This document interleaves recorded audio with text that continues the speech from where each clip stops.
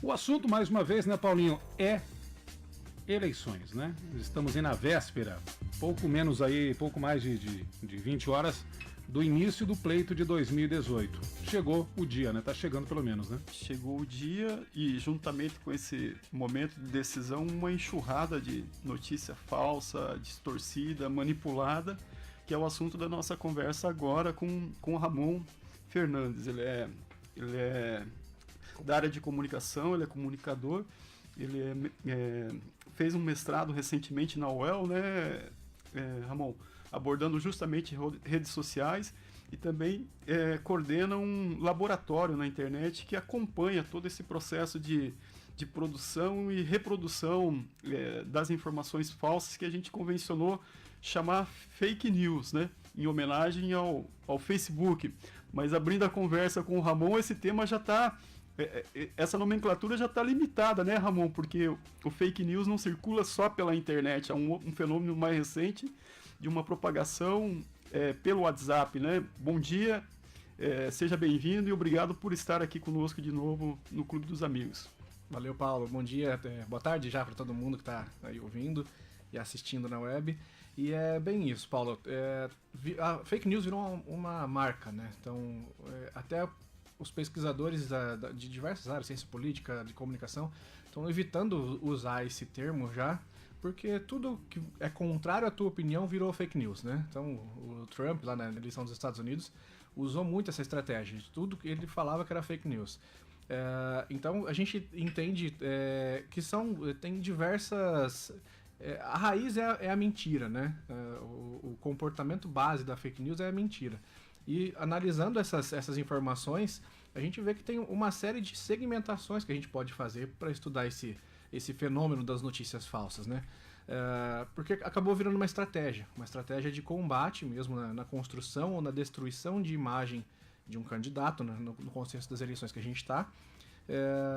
Então é mais complexo do que falar somente fake news hoje. Então a gente tem conteúdos humorísticos que sempre existiram nesse contexto de eleições. A gente tem uma estratégia muito, muito utilizada hoje, a gente pegar um conteúdo que é real, mas a gente tira ele do contexto dele e aplica no dia de hoje. Mais cedo o professor Afonso falou do uso da gente resgatar entre uma notícia antiga e replicar ela hoje como se fosse atual. Então esse é um exemplo clássico. E o conteúdo manipulado digitalmente, que é o próximo passo, a próxima fase que a gente está vivendo, que estão chamando de deep fake news, né? É mais aprofundado, que aí usa a estratégia de computação gráfica, inteligência artificial, para produzir um vídeo, um áudio completamente manipulado. Então, e a gente fica difícil de avaliar se aquilo é verdade ou se aquilo é mentira. Então tá um nível bem complicado mesmo. A gente, como usuário da rede e que está em contato permanentemente com essas informações, a gente verifica a circulação, né?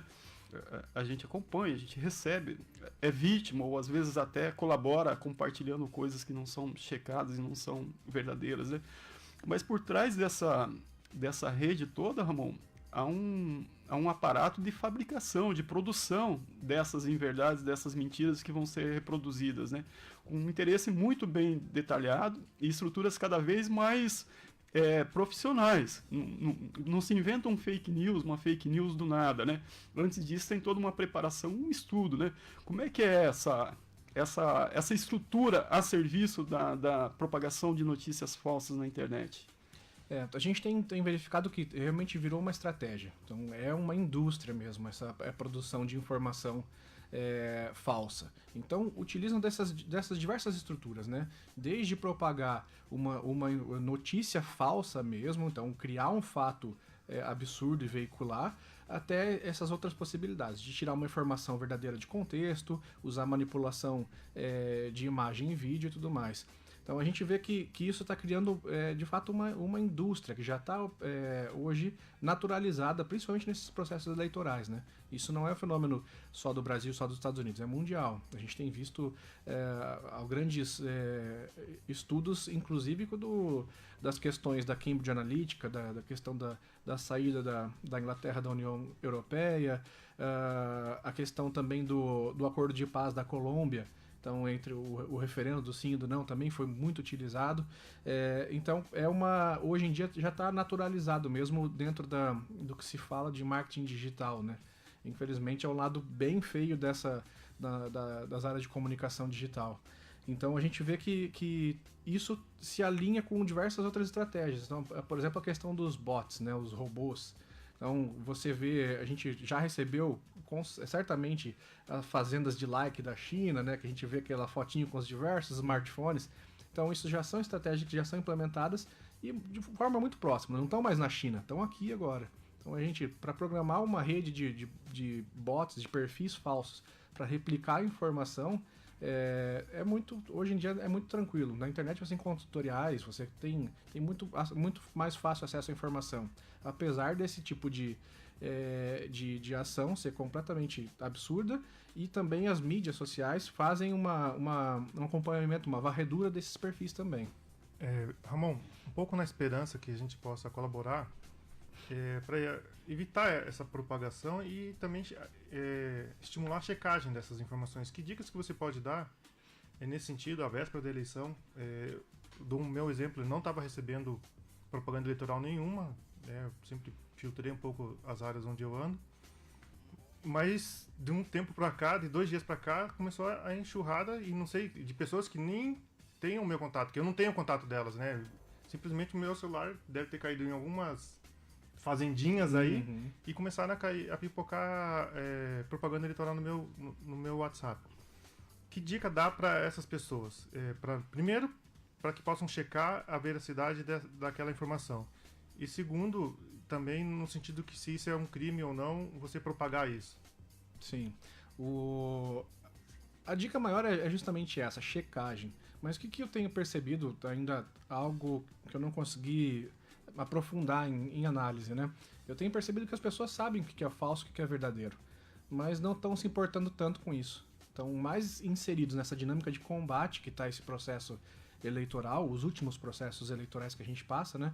Então a gente vê que tem um acirramento muito forte, essa polarização vem sendo construída lá desde talvez de 2013, as grandes manifestações de 2013 foram um marco, né, um divisor de águas assim na postura política do brasileiro, e isso vem se acirrando, essa polarização vem se tendo contornos muito mais claros a partir daí. Então me parece que as pessoas precisam pensar um pouquinho mais comportamentalmente antes de compartilhar as coisas, pensar que aquilo tem efeito. Você citou um ponto importante, que a pessoa tem consciência que é uma notícia falsa, mas em virtude do momento eu quero destruir o outro candidato, eu também republico. Sim. Em algum momento vai pegar uma pessoa incauta que não está sabendo o que está acontecendo e vai, tal fulano falou isso da situação, da região, enfim, da condição financeira. Isso também é difícil, né, Palmari, Paulo e Ramon? A pessoa comum, como é que você vai combater esse fake news? O Palmar falou, ele tem o cuidado de bloquear, de não entrar em alguns sites, mas as coisas estão chegando cada vez mais, né? Essa consciência, despertar nas pessoas. Posso agregar uma pergunta aí, a questão do Moacir? É uma responsabilidade nossa verificar, né, e saber se deve ou não compartilhar principalmente aquele conteúdo que a gente já sabe que ele é falso, né? Cada um de nós tem que ter essa responsabilidade. Mas há uma dificuldade, como o Moacir falou, de muitas pessoas não estão nem aí, acabam compartilhando, outras, às vezes, percebido, acabam compartilhando também. Não está faltando políticas públicas para a gente ter ferramentas, né, que coíbam esse tipo de prática. Falando especificamente do Facebook, a administração do Facebook tem muita dificuldade em monitorar a sua própria rede, né? Sempre nega acesso aos dados, às informações, e é uma rede extremamente vulnerável, né? Tem se mostrado aí com invasão do sistema periodicamente, né? Em termos de políticas públicas, o que a gente pode fazer ou começar a pensar sobre elas para coibir a fake news, Ramon? Paulo, é uma pauta já antiga, né? É a questão da gente ser educado para as mídias, né? A gente conseguir analisar primeiramente as informações que a gente consome, a informação que a gente tem acesso, né? Então a gente precisa ter uma leitura, entender como é que funcionam Primeiramente, as editorias dos jornais, das grandes mídias, né? Que apesar da questão da isenção da produção jornalística, a gente sabe que tem um direcionamento, cada veículo tem um direcionamento específico. Acho que esse é o primeiro passo, a gente entender de que a informação produzida ela tem uma finalidade específica, ela puxa para um viés ou outro ideológico, né? Esse é o primeiro passo. Não há isenção da mídia. Não há isenção, realmente é uma utopia, a gente vai sempre buscando esse processo, mas de fato afirmar que existe um conteúdo isento, não, porque sempre tem uma intencionalidade por trás. A pessoa que escreve traz a história dela ali por trás, tem os valores dela, todas as experiências que ela trouxe estão no texto, estão no vídeo produzido.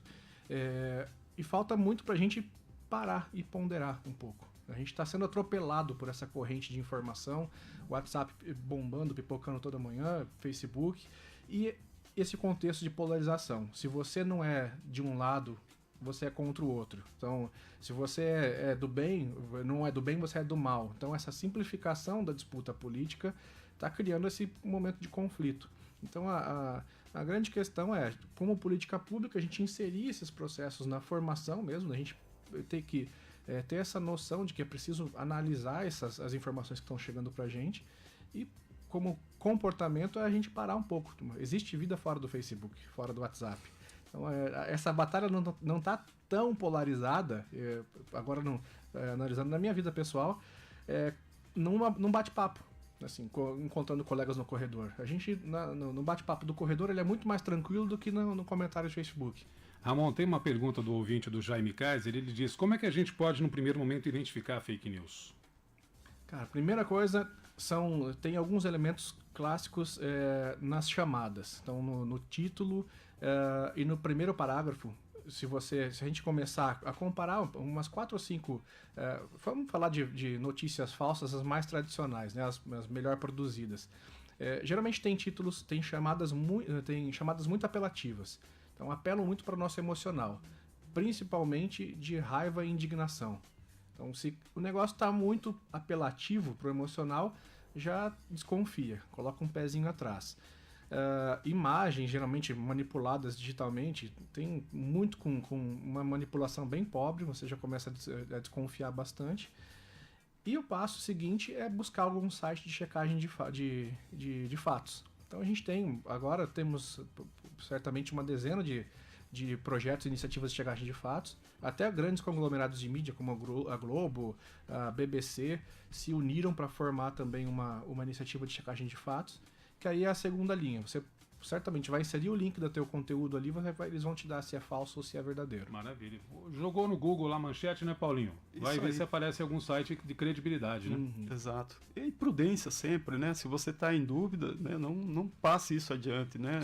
Mesmo que você não consiga comprovar a veracidade disso, então evite, né? Não passe por amiguinho aquilo que você acha que pode ser alguma mentira ou alguma falsidade aí.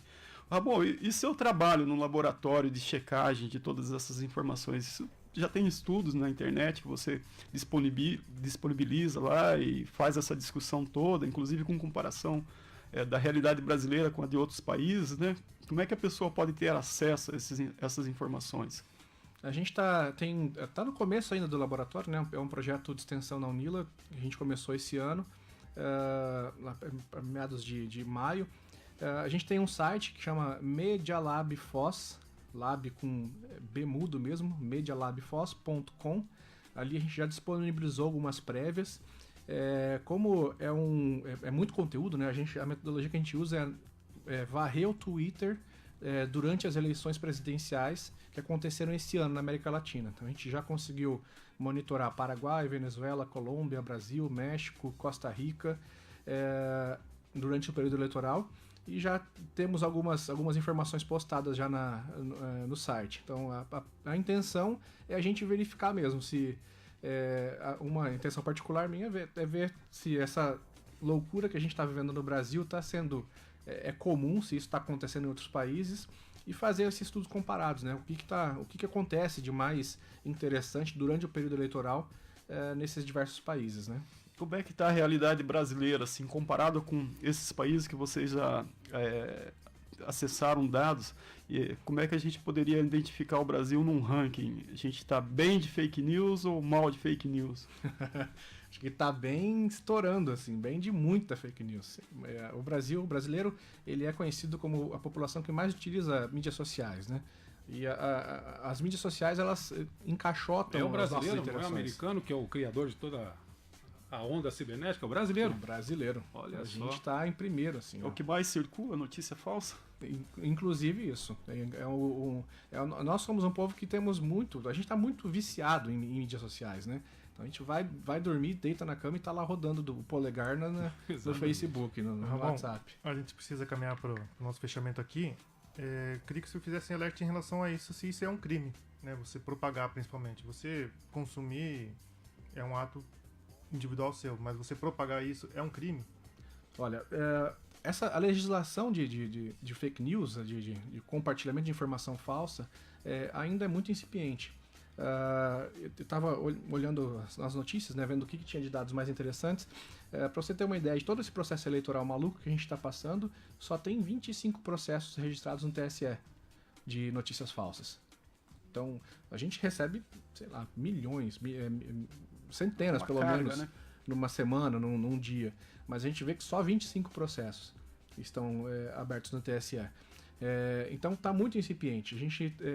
Eu acredito que não seja um crime compartilhar ainda, mas aí a gente volta na questão de que é um crime você compartilhar Mentira, injúria, difamação, que é a essência da notícia falsa, né? Sim. Então a evolução da legislação para comportamento online ainda está só começando, ainda está muito, muito incipiente. Ramon, a gente te convida para ficar até o fechamento do bloco, né?